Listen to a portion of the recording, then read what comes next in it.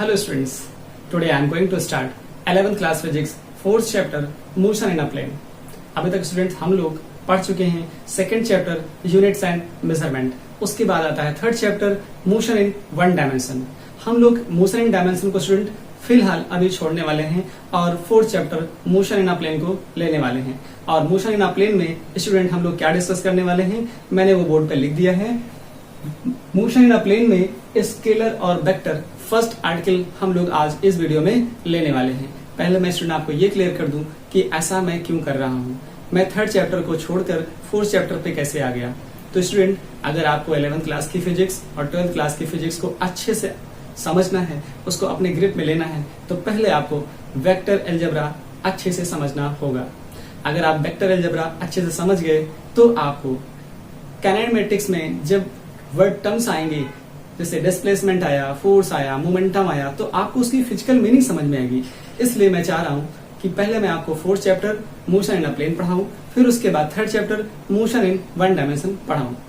यही रीजन है, यही कारण है कि मैं फोर्थ चैप्टर को पहले ले रहा हूं. ओके स्टूडेंट, तो करते हैं वीडियो की शुरुआत और आपकी समझ को और बढ़ाते हैं, जिससे आप फिजिक्स को अच्छे से समझ पाओ.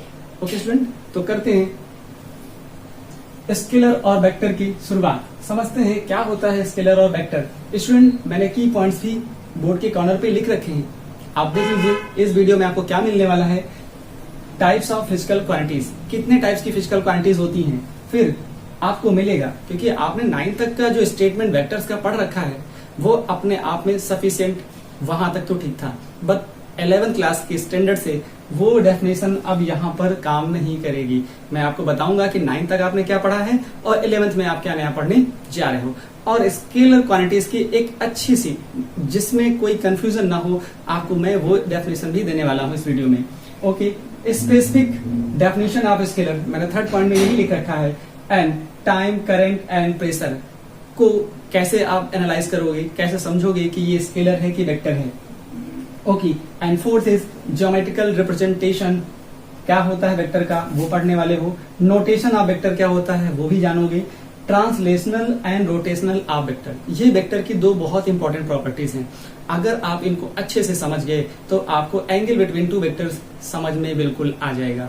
तो स्टूडेंट ये दो चीजें आपको अपने माइंड में अच्छे से ग्रैब करके रखनी है, स्टोर करके रखनी है मेमोरी कार्ड में, अपने माइंड के मेमोरी कार्ड में, कि translational and rotational properties of vector क्या होती है और एंगल बिटवीन टू वेक्टर्स कैसे फाइंड करोगे. तो ये अगर ऊपर की सारी चीजें आ रही हैं तो लास्ट के 15 मिनट में आपको ये दो आर्टिकल क्लियर हो जाएंगे. ओके स्टूडेंट, तो समझते हैं स्केलर एंड वेक्टर्स. तो शुरुआत करते हैं फिजिकल क्वांटिटीज से. क्या होती है physical quantities.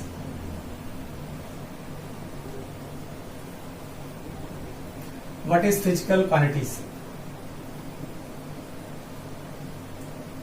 Anything which can be measured. Okay students, anything which can be measured means a quantity which can measured. A quantity which can measured. Which can be measured. क्या बोलोगे उसको आप, measured are called physical quantities.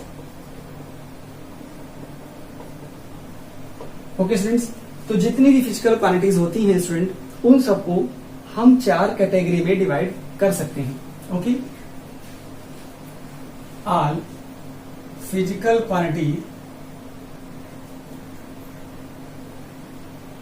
Quantities can be categorised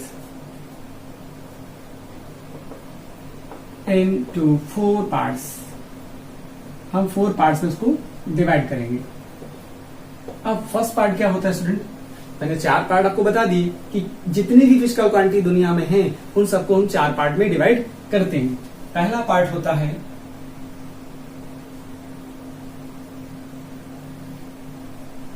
first part आता है pure ratio. Okay student, second आपके पास आता है scalar quantities.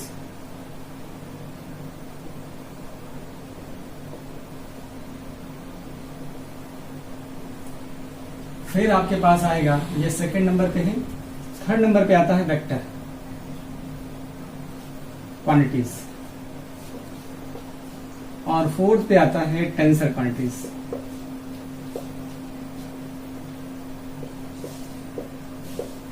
ये आपके पास स्टूडेंट 4 पार्ट्स हैं। वेक्टर क्वांटिटीज 3rd नंबर पे और 4th नंबर पे ये आएगा। तो आप समझोगे पहले क्या होती हैं pure ratio. Pure ratios quantities क्या होती हैं? अगर किसी क्वांटिटी को रिप्रेजेंट करने के लिए स्टूडेंट केवल एक नंबर की जरूरत पड़े, केवल एक नंबर की, ना कोई यूनिट की जरूरत पड़े, ना किसी डायरेक्शन की जरूरत पड़े, तो वो होते हैं pure number. Means the quantity which can completely expressed by a number is known as pure ratios. Like आप लिख सकते हो जैसे रिफ्रैक्टिव इंडेक्स ऑफ वाटर, मैंने बोला 1.33, तो ये अपने आप में कंप्लीट इंफॉर्मेशन दे देता है कि ये वाटर का रिफ्रैक्टिव इंडेक्स इतना है। किसी यूनिट की जरूरत नहीं, किसी डायरेक्शन की जरूरत नहीं। ओके, अगर मैं लिख दूं यहां पर refractive index relative density, relative density, अब रिलेटिव डेंसिटी किसी के मैं लिख दूं, किसी मटेरियल की लिख दूं, मैं लिख दिया आयरन की 7.8, ये अपने आप में कंप्लीट इंफॉर्मेशन दे रहा है कि रिलेटिव डेंसिटी आयरन की इतनी है। इसमें किसी यूनिट की जरूरत नहीं, किसी डायरेक्शन की जरूरत नहीं, अपने आप में कंप्लीट इंफॉर्मेशन हो गई। एक चीज क्लियर हो गई, pure ratio means the quantity which can be expressed completely by a number called pure ratios. मैंने एग्जांपल बोल दिया, रिफ्रैक्टिव इंडेक्स, रिलेटिव डेंसिटी, ऐसे कोई भी डेंसिटी आप ले सकते हो। Okay, now we understand what is scalar quantity. Definition simple सा है। डेफिनेशन आप लिखोगे, a quantity which have only magnitude, a quantity which have only magnitude, which have magnitude only।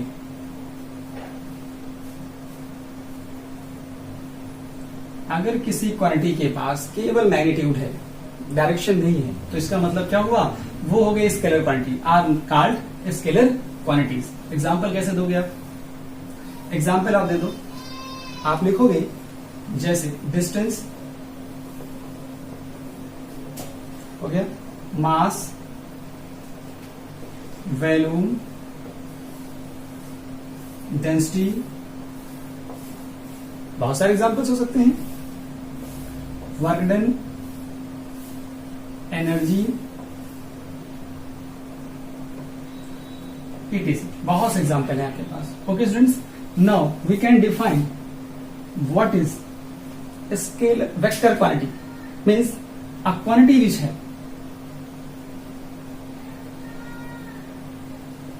which है magnitude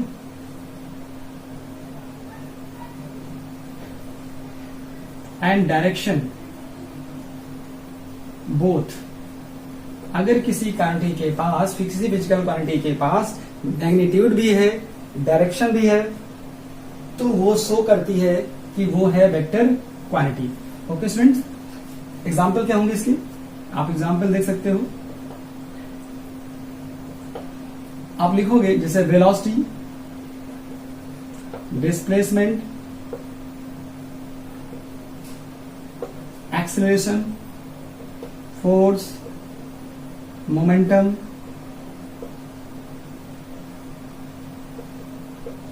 टॉर्क, बहुत सारी क्वांटिटीज हैं।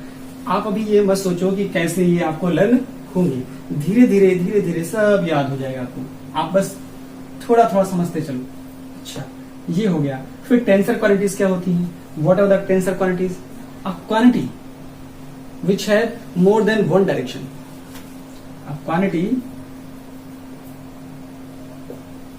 विच have magnitude तो होगा ही होगा, which have magnitude and more than one direction. Okay, बहुत famous example इसका है stress and strain. Stress and strain और मोमेंट ऑफ इनर्शिया भी इसका एग्जांपल बेस्ट है। मोमेंट ऑफ इनर्शिया तो इस तरह से ये एग्जाम्पल दे दीजिए, ये एग्जाम्पल दे दीजिए, एग्जाम्पल दे दीजिए, समझ में आ जाता है। रैंक का बहुत ज्यादा डिस्क्रिप्शन, बहुत ज्यादा इसका एनालिसिस 12th लेवल तक तो नहीं है, फिर भी क्या कैसे आप समझोगे। अगर किसी की रैंक 0 है, इसको रैंक से समझते हैं। अगर रैंक 0 कहीं लिख गई, अगर कहीं लिख दिया रैंक 0, रैंक 0 का मतलब क्या है कि इसके पास डायरेक्शन नहीं है। It simply indicate that it is a scalar. अगर किसी के पास रैंक क्या है 1 है, इसका क्या मतलब हुआ? रैंक 1 होने का मतलब हो गया कि ये वेक्टर क्वांटिटीज है। अगर कहीं ऐसा लिखा मिलता है तो आप समझ जाओगे। अगर कहीं लिख जाए रैंक 2, इसका क्या मीनिंग होगा? इसका मतलब हो गया कि ये हो गया टेंसर।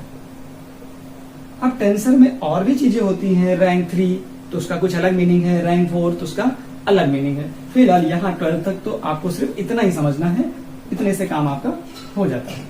अब जरा देखिए, अगर कोई पूछे डिफरेंस बताइए स्केलर और वेक्टर में, तो आप क्या बोलोगे? आप बोलोगे कि जो ये स्केलर क्वांटिटीज होती हैं वो क्या करती हैं? वो ऑर्डिनरी लॉज ऑफ अलजेब्रा को फॉलो करती हैं। They obey ordinary law of algebra. Ordinary algebra को फॉलो करते हैं। और क्या होता है? और जो ये क्वांटिटीज होती हैं, इनपे आप स्टूडेंट क्या लिखते हो? These are represented by, these are represented, इनको नॉर्मली कैसे रिप्रेजेंट करते हो? इनको सिंपल लेटर से रिप्रेजेंट करते हो। These are represented by, these are generally represented by ordinary letters. Okay students, ordinary letter, जो भी लेटर होते हैं, जैसे आपको एक्सेलरेशन है तो ए से नोट कर दीजिए, फोर्स है तो एफ से कर दीजिए, उसमें किसी एरो हेड की कोई जरूरत नहीं होती है, ना उसको बोल्ड लेटर में लिखने की जरूरत होती है। तो इसका मतलब ये दो चीज हो गई। अगर यहां देखोगे तो इसमें यही प्रॉपर्टी क्या है? अगर वेक्टर की बात करोगे तो they do not obey the ordinary law of algebra. ये ऑर्डिनरी लॉ ऑफ अलजेब्रा को फॉलो नहीं करते। और क्या होता है? These are represented by.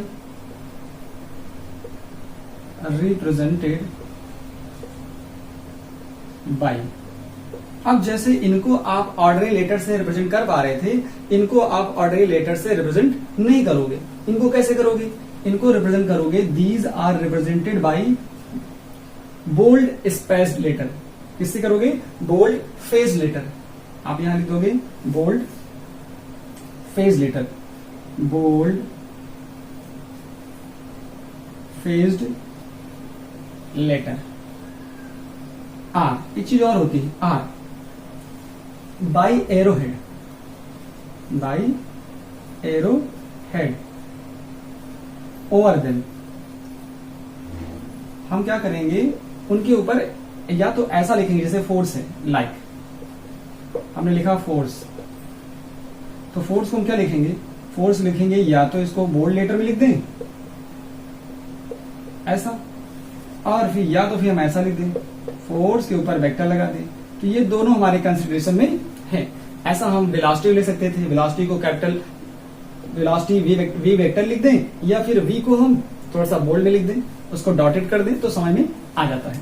Okay student, तो ये चीजें तो 9 तक तो ठीक है कि किसी क्वांटिटी में मैग्नीट्यूड है, डायरेक्शन है, ये करेक्ट है, it is correct up to 9th class. But 11th में, फॉर 11th क्लास ये एक्सेप्टेड नहीं है। ओके, ये एक्सेप्टेड नहीं है। यहां पर आपको और अच्छे से जानना होगा कि क्या ऐसा होता है कि अगर किसी क्वांटिटी में मैग्नीट्यूड हो, डायरेक्शन हो, तो वो वेक्टर क्वांटिटी होगी? ऐसा नहीं है। मैं बहुत सी आपको क्वांटिटी का नाम बताऊंगा, ऐसी क्वांटिटीज हैं जिनके पास मैग्नीट्यूड भी है, डायरेक्शन भी है, पर वो आज स्केलर है। चलिए उस पर भी डिस्कशन कर लेते हैं।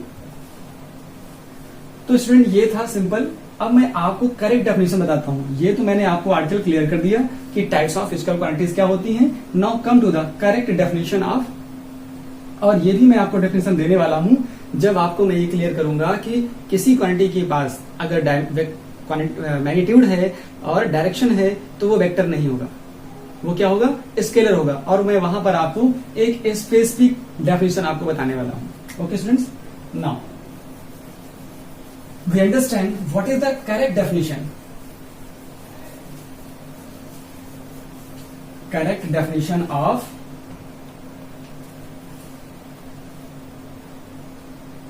exact definition of vectors. Okay students, तो ये एग्जैक्ट डेफिनेशन क्या होती है, तो आप इतना समझो कि in addition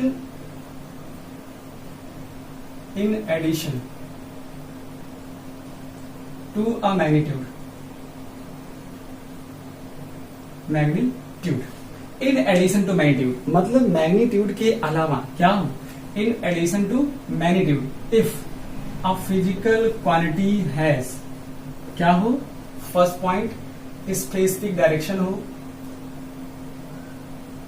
स्पेसिफिक डायरेक्शन हो जाए।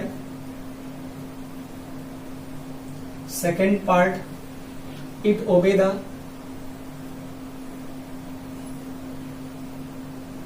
Parallelogram of law of parallelogram of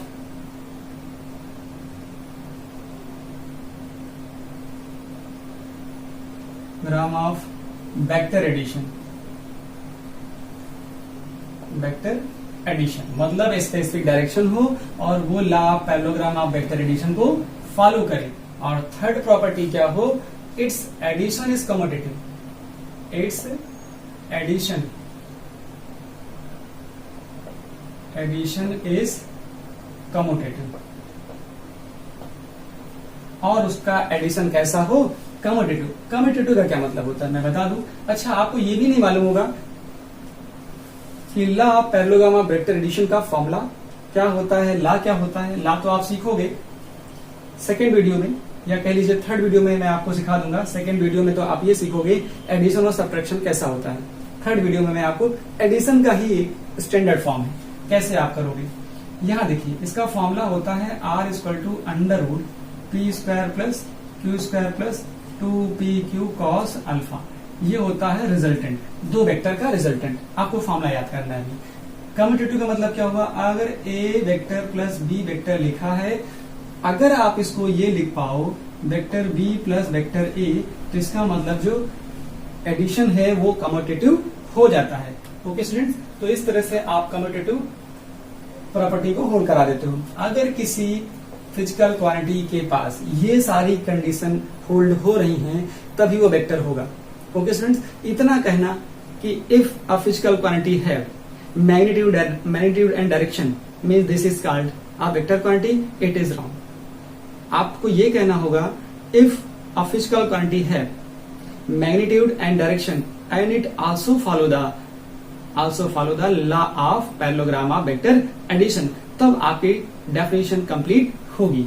okay students, तो मैं एग्जांपल लेके आपको बताता हूं। जैसे मैं आपको नाम ले लूं, मैंने बोला टाइम, क्या ले लिया, टाइम। आप टाइम के बारे में क्या सोचते हो? अब आप टाइम के बारे में सोचते हो कि टाइम कैसा है, स्केलर कि वेक्टर?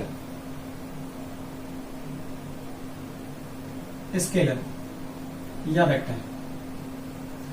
तो मैं आपको बता दूं कि जो टाइम होता है, टाइम के पास सेंस होता है।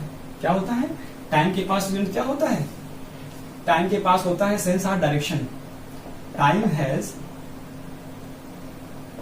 Sense of direction. अब डायरेक्शन मिल गई। अब टाइम बोलो कि मैं सुबह 5 बजे पढ़ रहा था, फिर दोपहर में पढ़ाई की, फिर शाम को पढ़ाई की, इसका मतलब मैग्नीट्यूड तो था ही, आप बोल रहे थे, और सेंस ऑफ डायरेक्शन भी मिल रही है। इसका मतलब क्या होना चाहिए, इसको वेक्टर होना चाहिए, लेकिन ये वेक्टर नहीं है। ये क्या है? ये स्केलर है। ये वेक्टर नहीं है, ये स्केलर है। अच्छा, दूसरा एग्जांपल देता हूं। देखिए आप, जैसे मैंने एग्जांपल लिया करंट। करंट का क्या कहानी है? आप करंट देखते हो, करंट कैसे फ्लो होती है? Higher potential to lower potential, higher potential to lower potential. अच्छा, ये देखो यहां आ गया। अब करंट के बारे में ऐसा बोल रहे हो तो फिर इसका मतलब इसकी एक अपनी स्पेसिफिक डायरेक्शन है। मैग्नीट्यूड होगा 5 एम्पियर, डायरेक्शन हो गई हायर टू लोअर पोटेंशियल। इसका मतलब इसको भी वेक्टर होना चाहिए, पर ये वेक्टर नहीं है। स्केलर एंड वेक्टर, तो यहां भी एक चीज मालूम चल गई कि ये वेक्टर नहीं है, ये स्केलर है। अच्छा, एक एग्जांपल और मैं ले लेता हूं। मैंने बात करी प्रेशर की, क्या लिखता हूं? प्रेशर। अच्छा, प्रेशर की क्या डायरेक्शन होती है? सोचिए स्टूडेंट, प्रेशर की क्या डायरेक्शन होती है?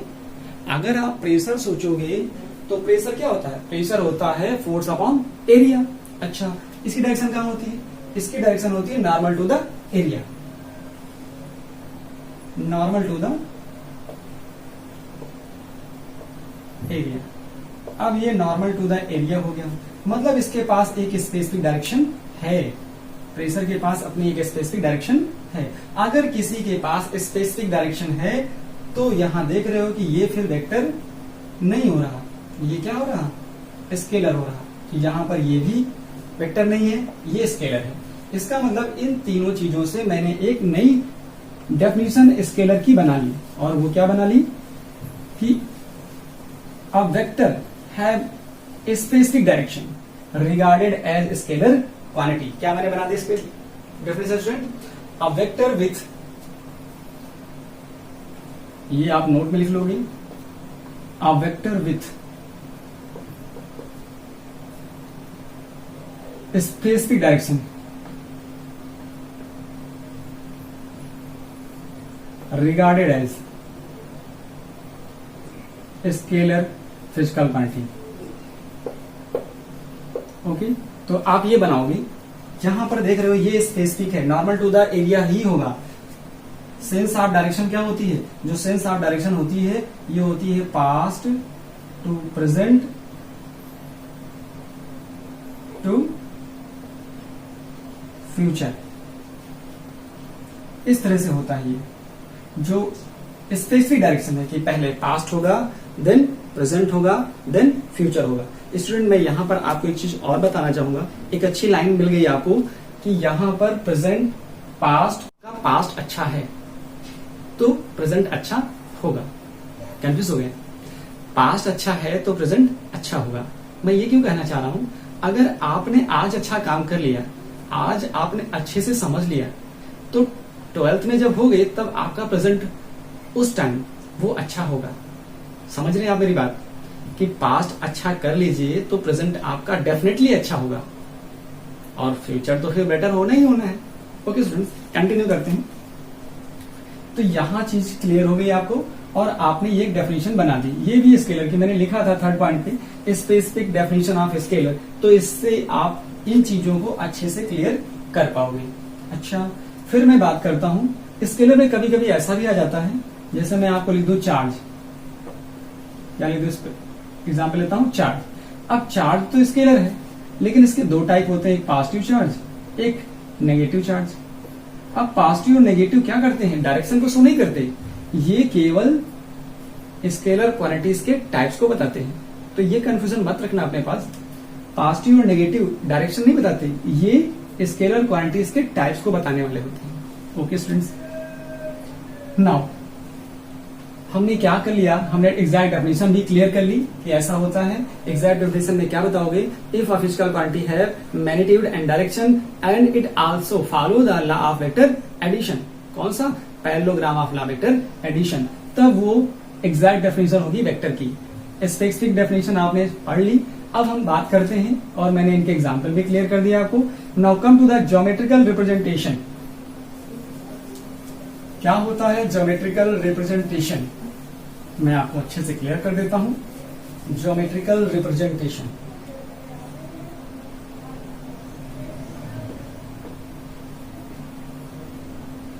Representation of vector. एक चीज ये आपको समझनी है और दूसरा समझना है नोटेशन ऑफ वेक्टर क्या होता है। और हल्का सा हिंट मैंने आपको दे दिया है कि वेक्टर को कैसे डोनेट करना है, इसको कैसे नोट में उसका नोटेशन क्या होगा। मैंने अभी आपको क्लियर किया था कि उसको बोल्ड स्पेस लेटर में लिखना होता है या फिर उसके पास एरो हेड लगा देते हैं। अच्छा, ज्योमेट्रिकल रिप्रेजेंटेशन ऑफ वेक्टर को कैसे लिखोगे आप, तो यहां लिख सकते हो आप वेक्टर is represented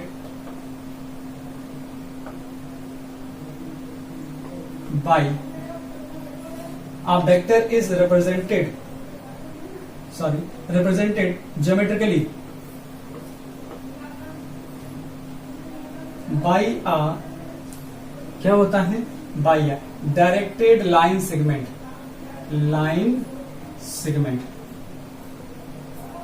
बस इतनी सी बात है। अब ये जो डायरेक्टेड लाइन सेगमेंट होता है ये अपने आप में कंप्लीट इंफॉर्मेशन दे देता है। क्या देता है ये दो इंफॉर्मेशन देता है आपको। एक तो इंफॉर्मेशन देता है लेंथ की और दूसरी देता है डायरेक्शन की। ओके, एक लेंथ देता है, दूसरा क्या देता है, डायरेक्शन देता है। तो आप स्टूडेंट यहां समझोगे कि लेंथ लिखो, डायरेक्शन को मत लिखो, पहले आप लिख दो एरो हेड, क्योंकि डायरेक्टेड लाइन सेगमेंट है तो एक लेंथ हो गया, दूसरा एरो हेड हो गया, सॉरी एरो हेड। तो आप यहां से लिख दो कि ये शो करता है क्या, ये डायरेक्शन को शो करता है और ये शो करता है मैग्नीट्यूड को। तो दो इंफॉर्मेशन जो आपको चाहिए थी वो मिल गई। एक मिल गई मैग्नीट्यूड, इसका मतलब किसी वेक्टर के पास दो चीजें तो होती ही होती हैं, एक मैग्नीट्यूड, दूसरा डायरेक्शन। ओके, और जो नोटेशन होता है तो मैंने बोला था कि नोटेशन के लिए आप क्या करोगे, इसको आप इसको नोटेशन में लिखोगे टेल हेड, टेल और टेल हेड। इसको कैसे नोट करोगे, टेल हेड से। आप टेल हेड से कैसे इसको डिनोट करने वाले हो, टेल हेड नोटेशन इसको आप कहोगे, टेल हेड नोटेशन। अब टेल हेड नोटेशन का मतलब क्या होगा, मान लो ऐसा मैंने कोई वेक्टर बनाया, इस वेक्टर को ये हो गया हेड और ये हो गया टेल, ये हो गया टेल, ये हो गया हेड। ओके, अगर मैं कहूं इसका नाम है ए बी तो लिखूंगा कैसे मैं इसको लिखूंगा वेक्टर ए बी, मतलब ए से स्टार्ट हो रहा, बी पे एंड हो रहा। अगर मैं ऐसा लिख दूं बी ए वेक्टर तो इसका मीनिंग क्या निकल के आएगा, इसका मतलब निकल के आएगा कि वेक्टर जो है वो बी से स्टार्ट हो रहा है और ए पर एंड हो रहा। इसका मतलब ये टेल है और ये हेड है। समझ में आ गया। अब क्या हो गया, इसकी जो लेंथ है वो बताती है मैग्नीट्यूड को और जो एरो हेड है वो बताता है डायरेक्शन को। तो ये दो चीजें क्लियर हो गई। अगर मैं ऐसा लिख दूं ए वेक्टर, इसका क्या मीनिंग हुआ, इसका मतलब कोई वेक्टर है जो ए से शुरू हो रहा है, ए पे ही खत्म हो रहा है, मतलब ए से स्टार्ट है और ए पे एंड है। तो ऐसे वेक्टर को हम लोग नल वेक्टर बोलते हैं। क्या बोलते हैं, नल वेक्टर। यहां पे समझ लेते हैं और कैसे इसको न्यूमेरिकल में कैसे यूज करोगे। आप देखो स्टूडेंट, लेंथ और एरो हेड दो चीजें मिल गई लाइन सेगमेंट में, दो चीजें, तो मैग्नीट्यूड मिल गया और डायरेक्शन मिल गई। अच्छा, मैंने बोला कोई फोर्स, एग्जाम्पल फोर्स कितना है 10 न्यूटन। अभी तो वेक्टर नहीं हुआ, लेकिन अगर मैं बोल दूं ऐसा ड्यू ईस्ट, तब क्या हो गया, अब स्पेसिफिक डायरेक्शन आपको एक मिल गई, एक पर्टिकुलर डायरेक्शन मिल गई। अगर मैं कहता 10 न्यूटन इधर 10 न्यूटन उधर, तो ये इधर उधर ऊपर नीचे नहीं चलता है। आपको बोलना पड़ेगा स्पेसिफिकली कि due east, due west, due north, due south. तो आपको जब ऐसा लिखना होता है तो आप ये नोटेशन यूज करते हो। इधर होता है ईस्ट, इधर होता है नॉर्थ, तो ये हो गया south, east west north south. आप इस नोटेशन को यूज करोगे न्यूमेरिकल में। ओके, अब इसको कैसे रिप्रेजेंट करना जरा देखिए। अगर मैंने ऐसा लिख दिया तो फिर मैं इसको ऐसा एरो हेड से लिख सकता हूं। अच्छा, इसके रिप्रेजेंटेशन के लिए क्या करना पड़ेगा, पहले आपको चूज करना पड़ेगा, choose scale, proper scale, sorry आपको प्रॉपर स्केल चूज करनी पड़ेगी कि कैसे इसको रिप्रेजेंट किया जाए। अच्छा, आपने जैसा आपको सुटेबल लगे वैसा चूज कर सकते हो, जैसा कॉपी के प्लेन पे बना सकते हो वैसा बनाओ। तो मैंने क्या लिखा, 10 न्यूटन है, 10 न्यूटन को मैं सपोज कर लेता हूं 2 newton, 2 newton equal to 1 centimetre. अच्छा, इसका मतलब क्या हुआ कि 10 न्यूटन इक्वल टू कितना हुआ, that is 10 newton will be equal to 5 centimetre. तो मैं 5 सेंटीमीटर का एक लाइन सेगमेंट ड्रा कर देता हूं। तो ये हो गया लाइन सेगमेंट, ये हो गया वेक्टर, और ये कितना हो गया, ये हो गया ईस्ट में। तो मैंने ईस्ट की एक लाइन बना दी।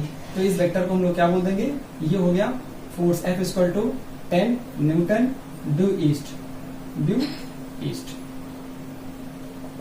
इस तरह से मैंने बना दिया।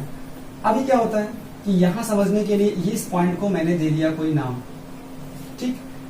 इसका मतलब ये इधर डायरेक्शन है, इधर डायरेक्शन होती तो वेस्ट में हो जाती, ऊपर बनाते तो नॉर्थ हो जाती, नीचे बनाते तो साउथ हो जाती। लेकिन मुझसे कहा गया कि ऐसा बनाइए, तो मैंने 5 सेंटीमीटर का क्या किया, 5 सेंटीमीटर का बना दिया, और वही क्या हो गया, वही हो गया आपका 10 न्यूटन ड्यू ईस्ट। अच्छा, अगर मैं यहां से पूछूं आपसे कि मुझे आप बताओ 10 न्यूटन फोर्स को रिप्रेजेंट, ऐसा बोल दूं मैं, रिप्रेजेंट, क्वेश्चन बना देता हूं, रिप्रेजेंट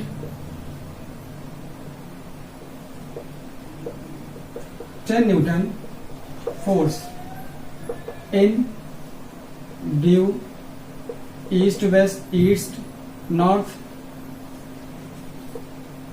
एक दे दीजिए, दूसरा वेस्ट साउथ, दूसरा नॉर्थ वेस्ट, फिर मैं पूछूं आपसे ईस्ट साउथ। तो ये चीजें आपको बनानी है। तो आप जरा देखो, अगर ऐसा आप कर रहे हो, ये हो गया नॉर्थ, ये हो गया ईस्ट, ये हो गया नॉर्थ, ये हो गया साउथ, ये हो गया वेस्ट। अगर आपको चाहिए नॉर्थ ईस्ट तो यहां पे काम करेगा, ये हो गया नॉर्थ ईस्ट। ओके, आपको चाहिए साउथ, साउथ वेस्ट तो ये लाइन आ जाएगी। अगर आपको चाहिए ईस्ट साउथ तो आप ये लाइन देख लोगे। आपको चाहिए नॉर्थ वेस्ट तो ये लाइन हो जाएगी। तो ये आप बता सकते हो, ये ईस्ट साउथ, ये साउथ वेस्ट या वेस्ट साउथ, और ये नॉर्थ वेस्ट। तो इस तरह से आप लिख सकते हो। आप देख रहे हो, इसका मतलब ये एंगल 45, ये भी 45 होगा। सिमिलरली इधर भी आप देखोगे तो आपको समझ में आ जाएगा। इस तरह से आप न्यूमेरिकल में यूज करोगे। जब भी आपसे बोला जाएगा कि कोई फोर्स है ईस्ट में, ईस्ट से 20 डिग्री पे है, 30 डिग्री पे है, तो आप बना पाओगे कि फ्रॉम द ईस्ट कितने पे है। ओके स्टूडेंट्स, ये हो गया आपका representation, geometrical representation of vector, और ये हो गया नोटेशन। तो हम अब बात करते हैं, ये 4 तक क्लियर हो गया। अब मैं बात करता हूं इंपॉर्टेंट 2 प्रॉपर्टीज की, जिससे आपको एंगल समझना आसान हो जाए।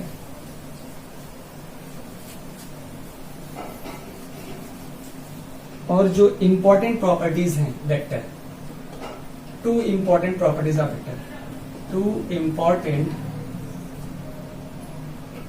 प्रॉपर्टीज ऑफ वेक्टर, उसमें से पहली है translational, translation of a vector, of a vector, और जो दूसरी है वो है rotational of vector, rotation of vector. दोनों बहुत इंपॉर्टेंट है किसके, एंगल बिटवीन 2 वेक्टर्स के पॉइंट ऑफ व्यू से। तो आप समझो यहाँ पे क्या होगा, ट्रांसलेशन का मतलब क्या होता है। ट्रांसलेशन बहुत इंपॉर्टेंट प्रॉपर्टी है। मतलब क्या कहोगे इसका, if a vector is slided, if a vector, ऐसा लिख लो, a vector does not change, a vector does not change. कब चेंज नहीं होगा, if it is slided, slide करिए, डिस्प्लेस करिए, स्लाइडेड और displace, parallel to itself, parallel to itself.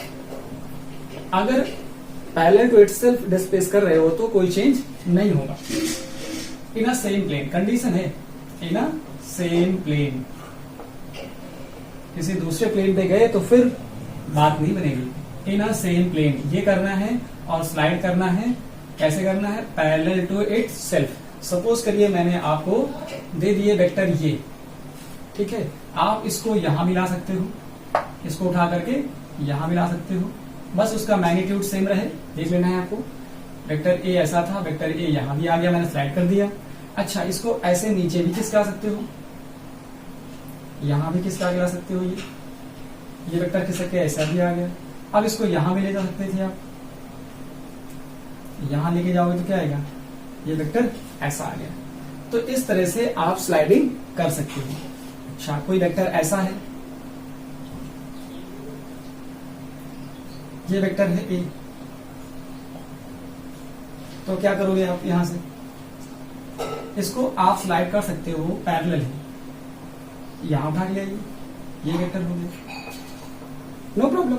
और आगे ले जाना चाहते तो और ले जाइए, आगे यहां ले जाइए, नीचे लाना है तो नीचे ले आइए, नो प्रॉब्लम। इस तरह से आप शिफ्टिंग कर सकते हो। अब क्या होता है, रोटेशन में क्या आता है, if a vector is rotated, if a vector does not change, इसको भी ऐसे कर सकते हो, अ वेक्टर, ऐसे सिंपल बना देता हूं मैं, अ vector does not change, does not change if it is rotated at an angle 2 pi, but other than 2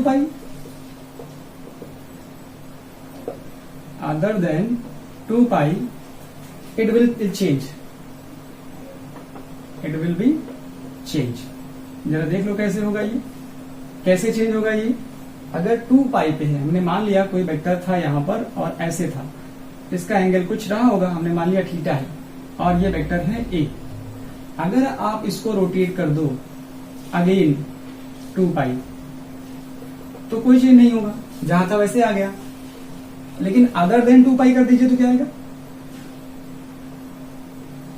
मान लो इसको आप चेंज कर दो, कितना, ये वेक्टर ए था और ये एंगल अल्फा था, और आपने इसको चेंज कर दिया पाई, कितना चेंज किया, पाई।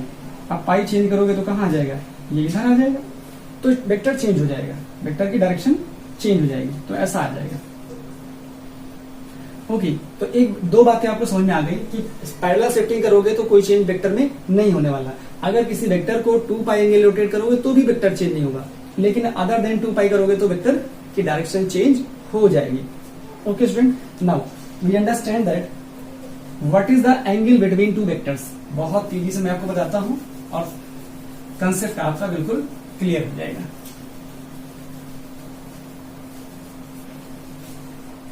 एंगल बिटवीन, और ये लास्ट टॉपिक है इस वीडियो का, angle between two vector. Okay students, तो एंगल बिटवीन टू वेक्टर को करने से पहले क्या करना है आपको, आपको ये काम करना है, टेल से टेल मिलाना है, टेल से टेल मिलाइए, या फिर हेड से हेड मिलाइए, हेड से हेड मिलाइए। मिलाना कैसे, using the property of translation, translation की प्रॉपर्टी को यूज करके आपको हेड से हेड मिलाना है, टेल से टेल मिलाना है। फिर क्या देखना है, आपको 2 एंगल मिलेंगे, फिर आपको 2 एंगल मिलेंगे। ओके, स्मॉलर एंगल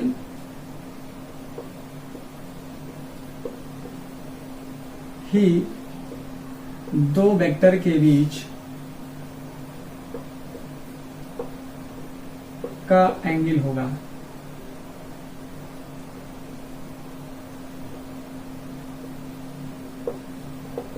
ओके, एक चीज और नोट में रखोगे, जो एंगल होगा बिटवीन 2 वेक्टर्स वो लाइज करेगा 0 से 180 के बीच में, वो 180 से कभी ज्यादा नहीं होगा। अच्छा, मैं आपको एग्जांपल दे दूं कैसे। जैसे आप मान के चलो कि आपके पास वेक्टर ये था ए और दूसरा वेक्टर है आपके पास वेक्टर बी। अब आपको क्या करना है, अब आपको चाहिए angle between A and B. तो चाहे आप टेल से टेल मिलाइए, चाहे हेड से हेड मिलाइए, एक काम कर लीजिए जो आपको आसान लगे। तो मैंने क्या किया, पहले वेक्टर को ड्रा किया, पहले वेक्टर मैंने ड्रा किया वेक्टर बी, ओके। फिर वेक्टर ए को शिफ्ट करके लाए पैरेलल, पहले नीचे खिसका के लाए, उसके बाद ऐसे खिसका के लाए, तो क्या आएगा आके ये आ गया वेक्टर ए। अब ये देखो टेल से टेल मिल गए, टेल से टेल मिल गए। अब इनके बीच जो भी एंगल होगा वो मैं काउंट कर लूंगा। यही है angle between the two vector,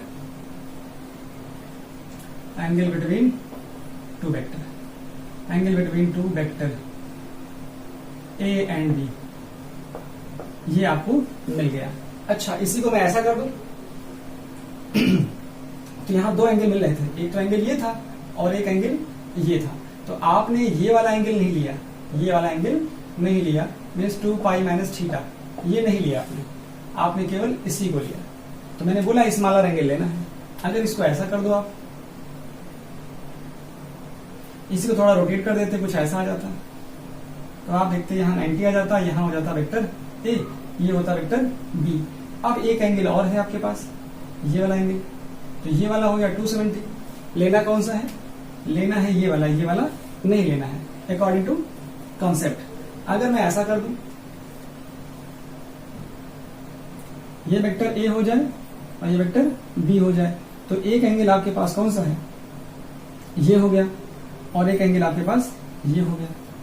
तो आप यहां देख रहे हो, ये 120 मान लो हो गया, और ये कितना आएगा जाके आप 360 में लेस कर लेना, 360 में 120 लेस कर दीजिए, तो कितना आएगा आपके पास, ये आएगा 240, तो ये आ गया 240। अब 240 लेना है, 240 लेना है कि 120, तो 120 लोगे, ये वाला फिर नहीं होगा। तो इस तरह से आप समझ गए। ओके स्टूडेंट्स, अब मैं आपको बताता हूं न्यूमेरिकल से कैसे आप समझोगे। चलिए, मैं आपको न्यूमेरिकल ढेर सारे बना देता हूं। चलिए, आपके पास एक ये हो गया, और ये एंगल है 60 डिग्री। ये वेक्टर ए हो गया, वेक्टर बी हो गया, दूसरा ये एंगल है आपके पास 150 डिग्री, वेक्टर ए, ये हो गया वेक्टर बी। अच्छा, फिर मैं आपको बता दूं, ये है एंगल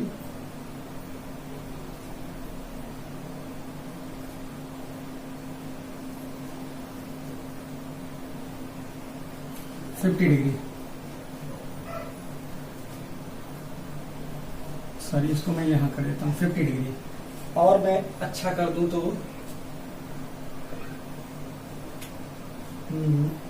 ऐसा कर लेता हूं, ये ऐसा कर लो, इसको ऐसा कर लो, तो ये एंगल मैंने मान लो दे दिया 120 डिग्री। अच्छा, और ऐसा कुछ बना दूं, ये मैंने दे दिया कितना,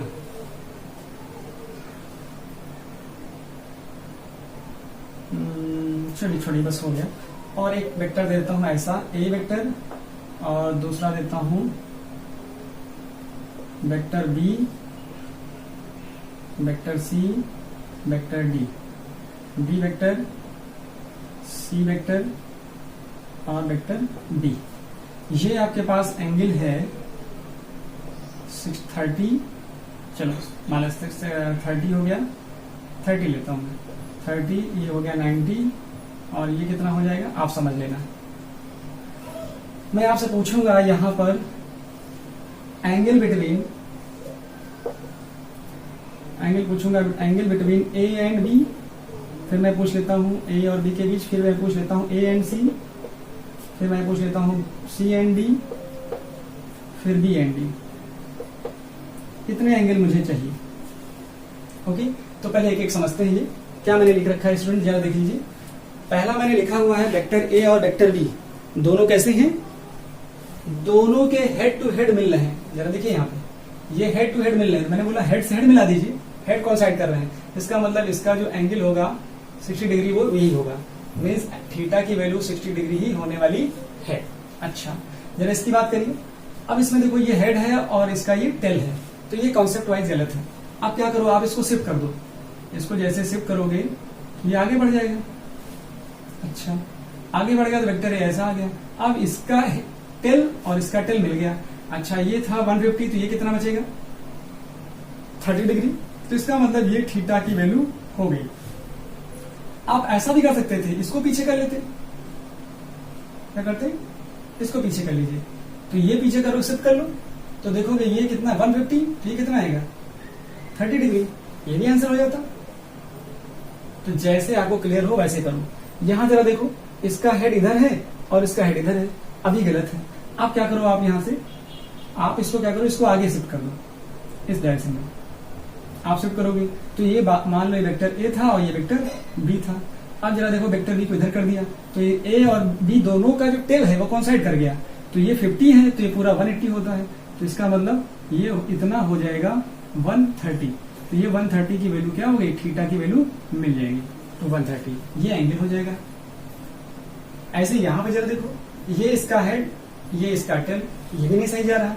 आप क्या, या तो इसको आगे बढ़ा लो आप, या तो फिर इसको पीछे बढ़ा लो। आप पीछे बढ़ाओगे तो कुछ ऐसा आएगा। तो यहां पे क्या है 120 है, तो ये बचेगा 60 डिग्री। तो ये भी करेक्ट हो जाएगा। अगर आप इसको आगे बढ़ा देते हो तो ये इनका और इनका दोनों टेल मिल जाएगा।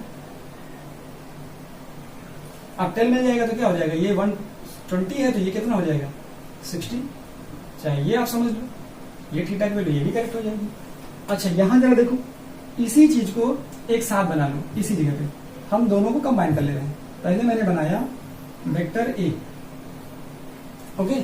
अब वेक्टर बी क्या है, वेक्टर बी ये मैंने इसके यहाँ पे इसके टेल के पास रख दिया, मतलब इसी में आ गया। अब वेक्टर बी ऊपर जाएगा,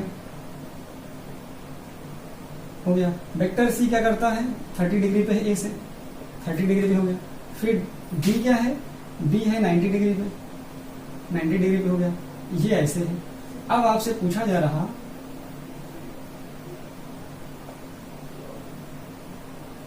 बताइए एंगल, बताइए angle between A and B, तो क्या आएगा। आप देखोगे एंगल, पहले ए एंड बी देख लो, angle between A and B कितना आएगा, थीटा की वैल्यू 90 आ गया। फिर जरा देखो बिटवीन ए एंड सी कितना आएगा, ए एंड सी दोनों देखोगे 30 डिग्री मिलेगा, करेक्ट। फिर सी और डी देखो क्या आएगा, बिटवीन सी एंड डी, सी और डी देखोगे तो 90 मिल जाएगा, ओके। इसका जरा देखो ए बी एंड डी देखो, बिटवीन बी एंड डी, अगर बी और डी देखोगे तो आपको क्या मिलने वाला है, ये तो 90 हो गया और ये कितना होगा, ये हो गया 120, ये हो गया 60। इसका मतलब 150 आ जाएगा। थीटा की वैल्यू कितनी आएगी, ये आएगी 150 डिग्री। तो इस तरह से स्टूडेंट आप धीरे धीरे एंगल बिटवीन टू वेक्टर्स निकालना भी सीख गए। तो स्टूडेंट, अगर आपको ये वीडियो अच्छा लग रहा है और आपके सारे कॉन्सेप्ट क्लियर हो रहे हैं तो मैं आपसे लास्ट में इतना ही बोलूंगा कि जितना हो सके आप इसको शेयर करिए अपने दोस्तों के साथ और लाइक कीजिए, कमेंट करना बिल्कुल ना भूलिए। Okay students, thank you so much.